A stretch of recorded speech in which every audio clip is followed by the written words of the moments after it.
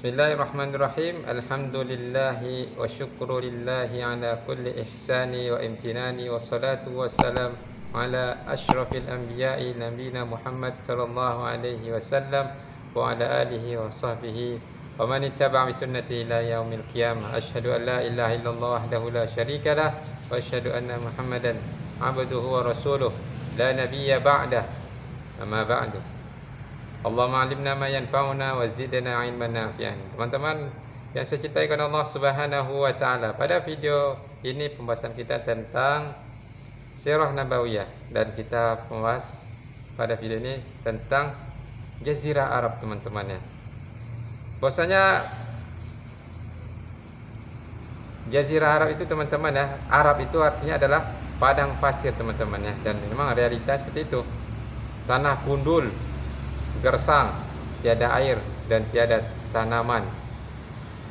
Namun di akhir zaman, teman-teman ya, dan kita memang hidup di akhir zaman, dan sudah benar nyata apa yang dikabarkan oleh Nabi SAW. Tanda-tanda akhir zaman itu adalah negeri Arab itu akan menghijau. Dan benar, ternyata kita dapati sabda Nabi ini adalah terbukti. Dan ini adalah salah satu mukjizat Rasulullah SAW yang telah beliau kabarkan 1400 tahun yang lalu, dan sekarang kita hidup zaman ini, kita dapati ternyata itu terjadi. Maka hendaklah kita yakin sebagai seorang muslim bahwasanya Islam adalah agama yang benar, maka tetap kita pertahankan sampai datangnya kematian. Nah, dahulunya teman-teman, Arab itu adalah memang dikasih nama Arab itu karena memang negerinya itu penuh dengan padang pasir. Ya, Arab Saudi terutama ya, tanahnya gundul, gersang, tiada air. Makanya bentuk hikmah ya, kasih sayang Allah. Allah jadikan di padang pasir itu ada satu hewan yang bisa hidup dan bisa melakukan perjalanan jauh walau tak minum, tapi dia punya kemampuan fisik yang luar biasa Allah berikan ya. Bisa menampung air yang banyak dan bisa bertahan hidup beberapa hari, beberapa pekan tanpa minum. Subhanallah, maha kuasanya Allah ya. Ini adalah bentuk salah satu ciptaan Allah. Maka Allah katakan dalam Al-Quran, afala yanzuruna ilal ibili kaifa khuliqat. Apakah kalian tidak melihat bagaimana Allah menciptakan ibil ya, unta. Ini khitabnya memang kepada orang Arab, tapi juga masuk kepada kita ini umat Islam ya. Walaupun mungkin sebagian kita belum pernah menengok unta ya, alhamdulillah sekarang sudah canggih, ada YouTube ya, bisa kita tengok ya bagaimana bentuk unta itu. Ini walaupun bukan kepada kita, namun ini juga berkaitan kepada kita sebagai umat Islam ya. Bagaimana orang Arab dahulunya itu di masa Nabi, mereka itu disuruh melihat bagaimana Allah ciptakan ibil ya, unta itu. Luar biasanya hewan tersebut, yang mana unta ini telah memberikan banyak manfaat kepada bangsa Arab pada zaman dahulu untuk transportasi. InsyaAllah. Jadi teman-teman, itulah kenapa dikatakan Arab ya, karena kondisi alam ya. Banyak juga daerah lain ya menggunakan istilah itu karena kondisi alam. Saya pernah dulu waktu di Sumatera Utara itu ada nama daerahnya Tarutung. Ternyata Tarutung itu artinya durian. Apakah di sana banyak durian? Allahu alam. Jadi teman-teman yang punya nama kota atau kampung itu berdasarkan kondisi alam atau yang lainnya, bisa komentar teman-teman ya. Kenapa dikatakan nama kampung itu seperti itu ya? Apakah karena buah kah atau karena kondisi alamnya? Sama kayak Bukit Tinggi teman-teman, Bukit Tinggi ya memang tinggi daerahnya, tinggi. Kalau kita mau ke Bukit Tinggi itu mau dari Riau, mau dari Sumatera Utara, kita harus melewati perbukitan dan memang daerahnya tinggi, maka mungkin disebut Bukit Tinggi. Allahu a'lam. Yang tahu silakan komentar ya. Kita lanjut teman-teman ya. Jadi Jazirah Arab itu teman-teman ya, dia dibatasi Laut Merah ya, dan Gunung Sinai sebelah baratnya ya.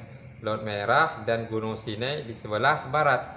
Adapun di sebelah timurnya itu juga dibatasi oleh Teluk Arab sebelah timurnya, dan sebagian besar negara Irak bagian selatan. Di sebelah utara dibatasi oleh Laut Arab yang bersambung dengan lautan India. Adapun sebelah utaranya itu dibatasi dengan negeri Syam. Ya, negeri Syam itu teman-teman, negerinya itu ada dua musim ya. Tahu saya, ada musim dingin, ada musim panas. Ya, kalau musim dingin turun salju. Maka kalau daerah Tabuk itu yang masih bagian dari Arab Saudi itu turun juga salju daerah sana. Ya. Jadi daerah Arab Saudi itu ada yang daerah itu yang disebut daerah Tabuk itu yang masih masuk bagian Arab Saudi ya, setahu saya. Itu adalah bagian dari Arab Saudi yang mana ketika musim dingin turun salju daerah itu. Ya, kalau benar alhamdulillah, kalau salah bisa kasih masukan teman-teman di kolom komentar. Ya, jadi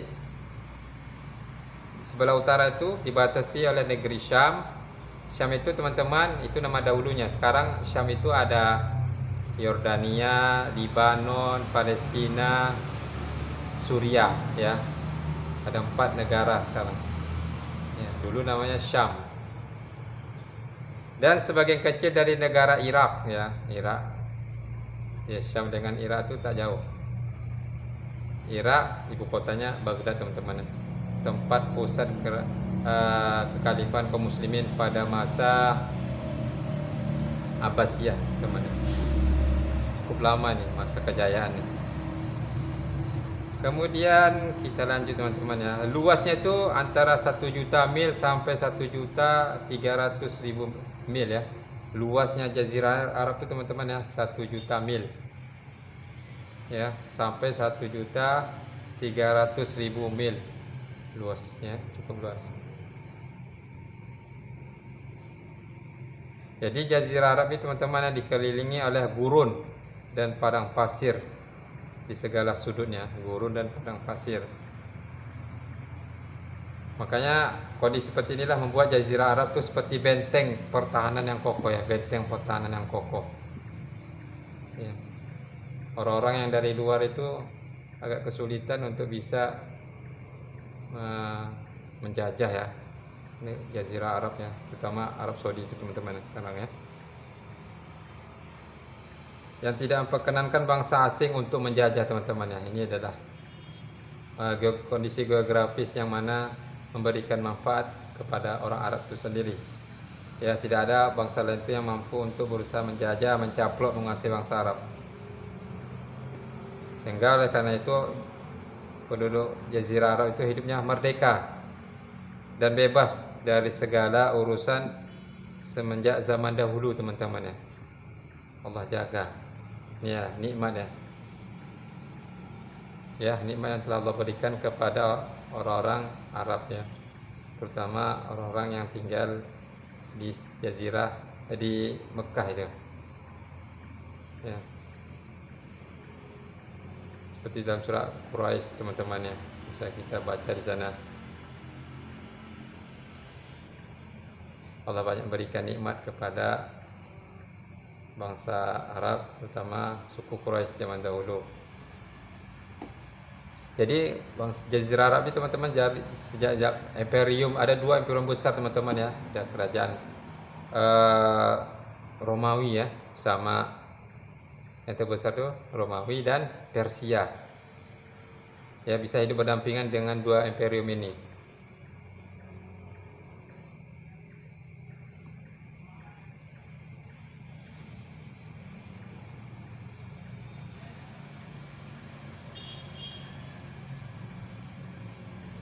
Arab Saudi ini teman-teman ya, Jazirah Arab ini teman-teman ya, dia mempertaruhkan daratan dan lautan. Sebelah barat laut itu merupakan pintu masuk ya, sebelah barat laut merupakan pintu masuk ke benua Afrika ya, sebelah barat itu kayak Ethiopia